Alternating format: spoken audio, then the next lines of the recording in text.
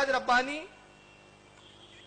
आगे और क्या कहते हैं जरा सुनिए। मेरे भाई लफ्ज शैतान खुद इस बात की दलील है कि ये रब्बे कायनात की बारगाह से धुतकारा हुआ है कि नहीं है? कोई शैतान बोलता है तो उसकी समझ में क्या आता है? यही आता है कि ये रब की बारगाह से धुतकारा हुआ।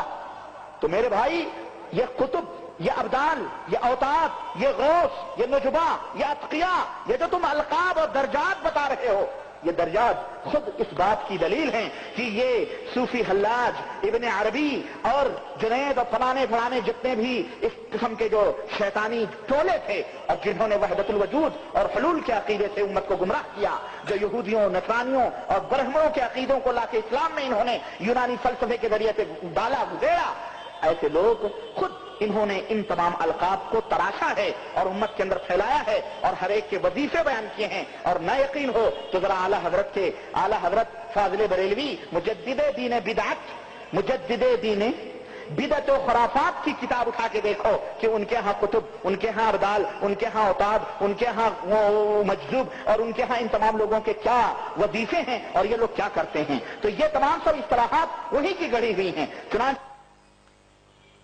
जुनैद बगदादी, मंसूर अल्लाज, इब्ने अरबी सब शैतानी टोले हैं। ये तौसीफुर रहमान, ये मेराज रब्बानी बोल रहा है।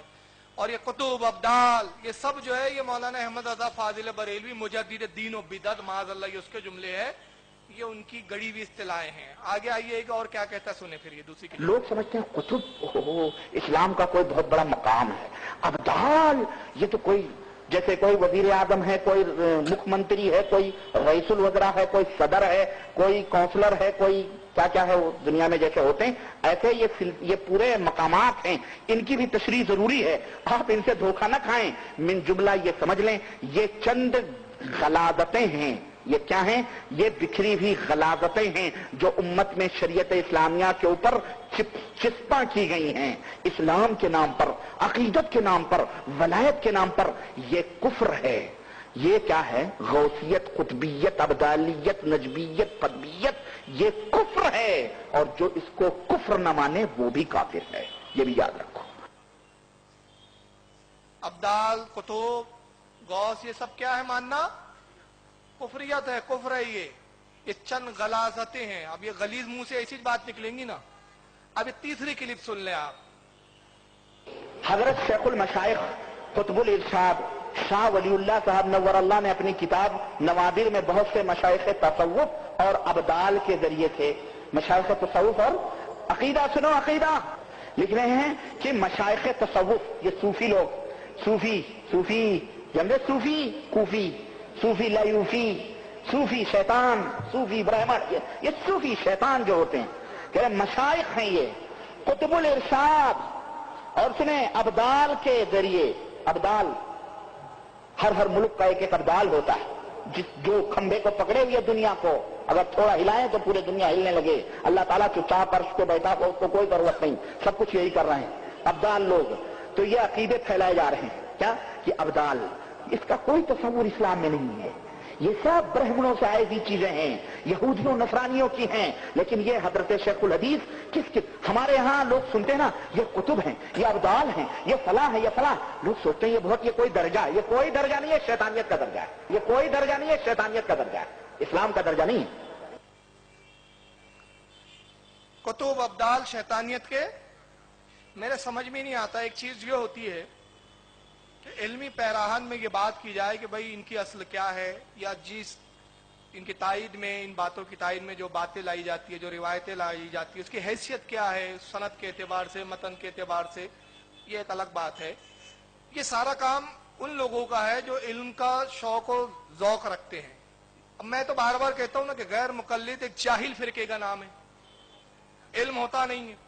तो ये ना सनद पे बात करते हैं, ना हदीस की किस सेहत पे बात करते हैं, ना रिवायतों पे बात करते हैं। ये शैतानियत का दर्जा है, ये गलाजतें हैं, ये कुफ्र है, बस मुंह में आया गंदगी बके जा रहे हैं।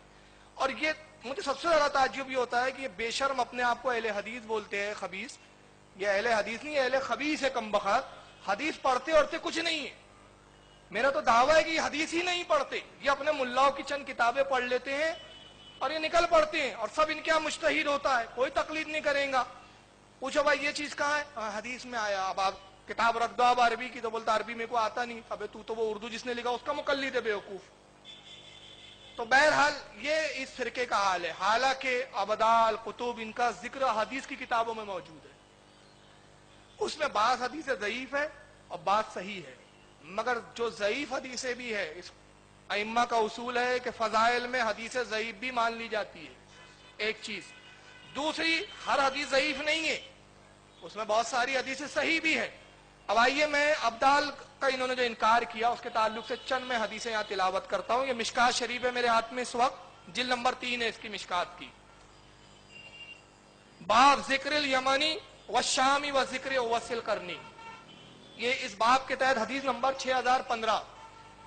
صاحب مشکات روایت کرتے ان شریح ابن عبید رضی اللہ تعالیٰ عنہ. وہ کہتے روایت کیا شریح ابن عبید نے، اعلی ذقیرہ اہل الشام عند علی رضی اللہ تعالیٰ عنہ. تو کہتے مولا کائنات حضرت علی رضی اللہ تعالیٰ عنہ کی موجودگی میں ان کے سامنے اہل شام کا ذکر کیا گیا. ملک شام کا، جس کو اب سیریا بولتے ہیں. اب نیا نام سیریا، پہلا اس کا پرانا نام شام. اور ملک شام وہ ملک تھا جہاں حضرت امیر معاویہ کی حکومت تھی اس وقت. حضرت علی سے سیاسی اعتبار سے کچھ اختلافات تھے ان کے درمیان. تو اس ملک کا ذکر کیا گیا حضرت علی کے سامنے. وقیلا، کہنے والے نے کہا، العنہم یا امیر المومنین، اے امیر المومنین ملک شام کے لوگوں پر لعنت کیجئے، لعنت کیجئے چونکہ وہ آپ سے لڑتے ہیں. قال لا، حضرت علی نے فرمایا نہیں میں ان کے لیے لعنت نہیں کروں گا. انی سمیت رسول اللہ صلی اللہ علیہ وسلم، میں نے اللہ کے نبی صلی اللہ علیہ وسلم سے سنا، یقول الابدال، اللہ کے نبی نے فرمایا وہاں ابدال ہے. یقون بالشام، ملک شام میں ابدال ہے. وہم 40 رجولا، اور ان ابدالوں کی تعداد 40 ہے. ملک شام میں ابدال ہے، میں اس ملک کے لیے لعنت نہیں کروں گا کیونکہ وہاں کیا ہے؟ ابدال، 40 ابدال ہے. قلما ماتا رجل ابدال اللہ مکانہ رجولا، ان ابدالوں میں سے، ان 40 ابدالوں میں سے جب بھی کسی کا انتقال ہوتا ہے اللہ اس کی جگہ دوسرا ابدال متعین فرما دیتا ہے. ابدال سے بغیر زمین و آسمان خالی نہیں رہتے. ایک کا انتقال ہوا دوسرا متعین ہو جاتا ہے. یسقى بهم الغیث وینتصر بهم علی الاعداء وَيُصْرِفُوا عَنْ أَهْلِ الشَّامِ بِهُمُ الْعَذَابِ. اور حضرت علی فرماتے ہیں کہ اللہ کے نبی نے یہ بھی فرمایا انہی کے سبب بارش برسائی جاتی ہے، انہی کے طفیل تم کو رزق دیا جاتا ہے، اور انہی کے طفیل تم دشمنوں پر تم فتح پاتے ہو.